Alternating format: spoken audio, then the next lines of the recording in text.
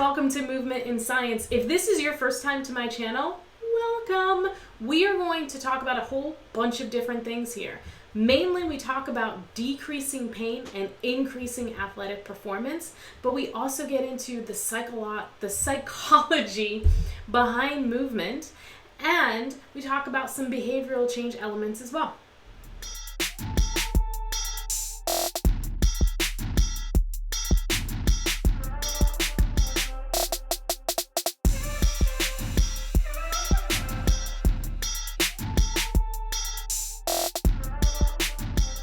So today what we're going to do is we're going to talk about physical things that you can do to calm your mind and relieve stress.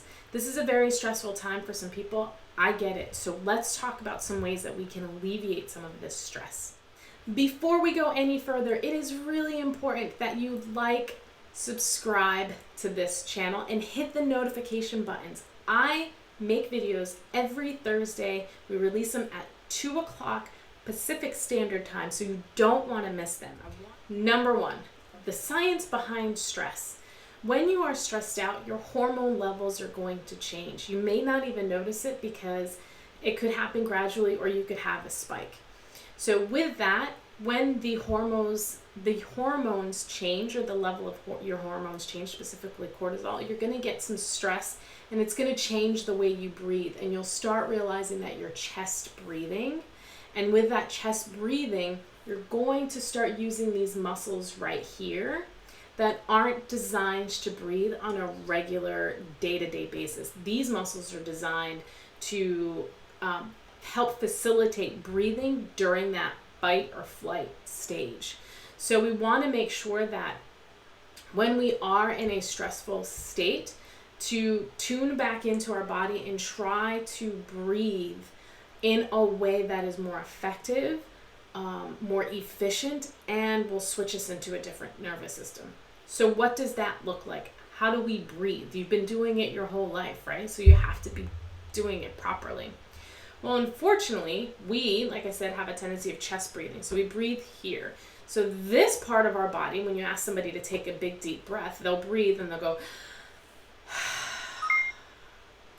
really what we want to do is get the bottom of our lungs engaged and filled with air. We're going to use that diaphragm to help with that. So ways in which you can do that, you can take your fingers and you can bring your fingers out to the sides of your chest. I think it's kind of out of frame, but you get the idea. As you inhale, you want to feel your hands kind of be pushed away by your rib cage. And when you exhale, your hands come back together. That's really going to help to fill up the bottom parts of your lungs, which is super important. Okay? So you can go ahead and give that a try. You can do it as many times as you want. This is something that you want to kind of revisit throughout the day if you find yourself starting to get really stressed out. Just tune back in, bring your hands here, and imagine that you're trying to fill up a balloon or a ball that's inside of your ribs with air. So it looks like this.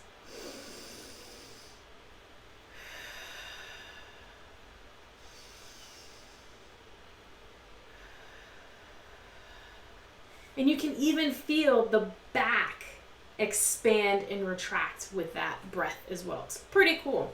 So imagine that, trying to just fill that balloon in your rib cage and exhale.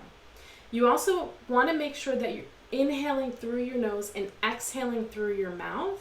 You don't want to inhale through your mouth. Inhaling through your mouth can spike that stress response again, and that's really not what we're looking for. So the third thing, we kind of did the basic science, we did the breathing. Now we're going to talk about coming back into your body. We are like this, right? We're always spending time outside of our body, thinking about other things, thinking about the future, thinking about the past, thinking about what we're going to do for work, for dinner, taking kids to and fro. That takes us outside of us. So to relieve stress, come back in with either meditations or even affirmations. There's other videos on this channel that you can watch to start that practice. But with meditation, it really is just about clearing the mind, and it is incredibly hard. That's why we have people that train to do this for years and take very active steps to learning how to meditate. But the way I like to think about it is each time a thought comes into your mind, envision that it's being pulled away on waves, or it floats away in some form of body of water. Maybe you can envision yourself tying the thought to a string and the balloon carries it away. Whatever works for you, it's your visualization, it's your practice. Find something that works for you.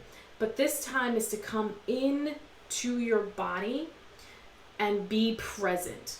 So this is the time where you can see, am I holding my stress in my shoulders? And then you may want to give yourself a little bit of movement and play in the shoulders to relieve some of that stress. Maybe you feel there's tightness right now in your neck. You want to do a little bit of movement in the neck. Simple.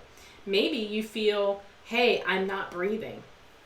And this is when you can do those breathing exercises if you feel like you're just breathing in your chest. So really just sit inside of your body and figure out what the hell is going on right now, and then adjust fire. Okay, the next one, and this is one of my favorites, strengthen and stretch multiple times a day. This doesn't have to just be in the morning or at night. You can do it throughout the day, especially if you're at a desk. So oftentimes, if I'm at my desk, I am always stretching my neck. This part of your neck is going to get really, really tight because your neck is always forward if you're looking at a desk. If you are doing work where maybe you're using your hands and you're a crafts person, then your neck is going to be forward. If you do lots of reading, your neck is going to be forward. So these muscles are going to get tight, tight, tight, and they're going to get shortened.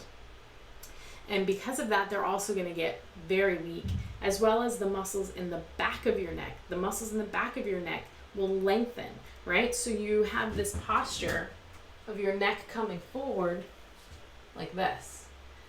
That can cause some really negative impact, or has a negative impact on your body, because you're going to feel pain in the back of your neck.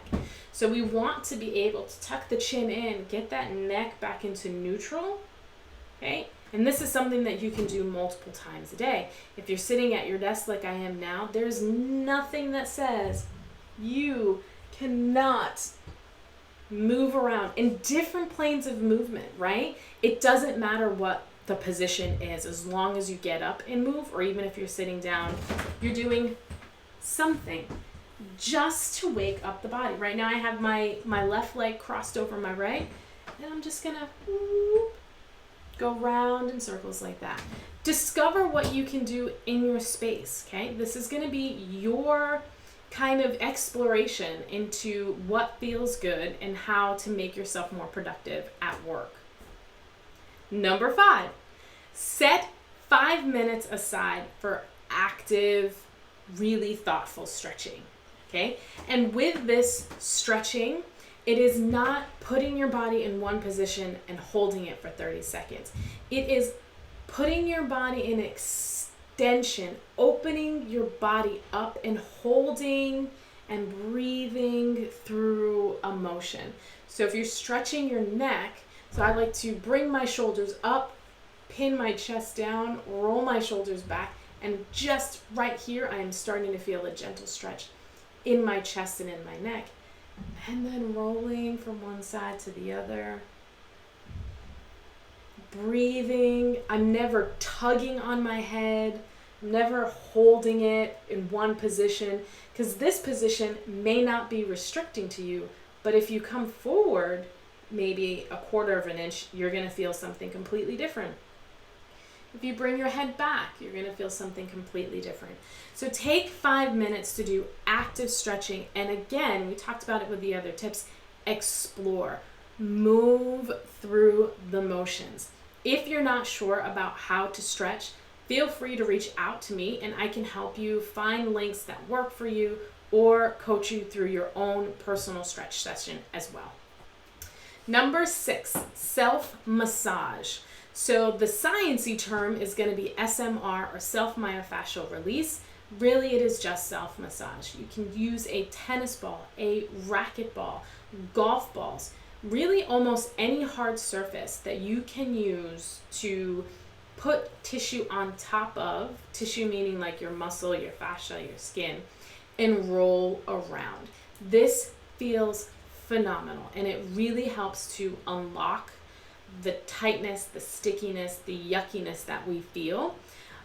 Because what happens is if you're not moving that tissue, it becomes stagnant and it doesn't want to go anywhere. If you're not hydrated, that tissue is not going to want to go anywhere.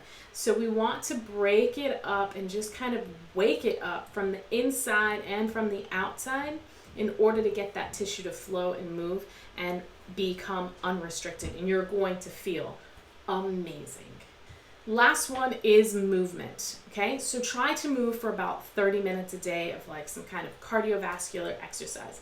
Now, when I say this, that doesn't necessarily mean that you have to like start running a marathon. It is purposeful movement. If you want to take your family for a bike ride for a few minutes, if you want to walk around the block for a few minutes, that all of that movement is very good for your body.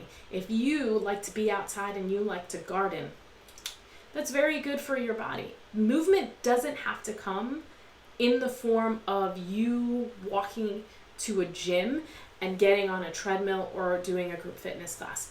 All of that is phenomenal and great, especially it keeps you kind of motivated if you have some friends and you have that gym family. That's fantastic. But if that's not your speed, see what I did there? You are more than welcome to find other ways to get that activity in that you like. If you don't like doing something, you're not gonna do it. So don't worry about it. Find something that you really enjoy. Whether it's like, hey, go vintage, go old school, get some roller skates. Maybe that's something that you could do around your neighborhood. You can learn how to roller skate or perfect those, fancy moves that you had back in the day. Or, you could do something like getting on a bike or going for a walk, going for a hike. Hey, even if you just put some music on in your kitchen and start dancing, like, you want to talk about old school, like that's how I grew up. That was, we were always healthy because we were always moving around. So find ways to incorporate movement into your lifestyle versus trying to manufacture this time that is set aside for movement, if that doesn't work for you, okay? So we're just talking about ways to make things work for you, but essentially 30 minutes of cardiovascular exercise every day. And with that, you want to do some strengthening exercises. You want to do squats, lunges, anything that you can do to get your body strong and keep your body strong. So learning how to do basic movements to keep your joints healthy, learning how to do maybe some corrective exercise if you have some pain, because there's probably some dysfunction and imbalance there. And again, these are all the things that I can help you. There's other channels out there that have great information. I have other videos out there as well to help you with that. So there you go. Those are my 7 actionable steps to move your body physically to help you relieve stress. Yes, they are connected. I'm telling you, there's so much science behind that. Maybe we'll talk about that in another video, but I wanted to give you the basics, the things that you actually can do, the things that you can do today to start helping you feel better. If this resonated with you, please leave a comment below. And if you've tried some of these things and maybe this video inspired you to do some of these things, please reach out to me. I'd love to hear it. You can find me on Instagram. You can message me there or tag me there. I really don't know how Instagram works. You can find me on Facebook, Movement in Science, on both Instagram and Facebook. And you can reach out to me below in the comments and I'll be sure to hit you back up.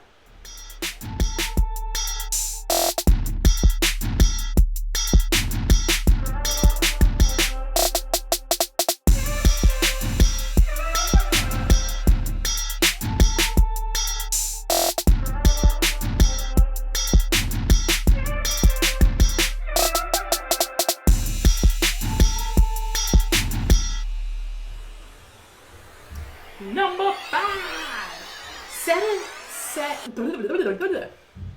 I want you to be able to get this content as soon as possible.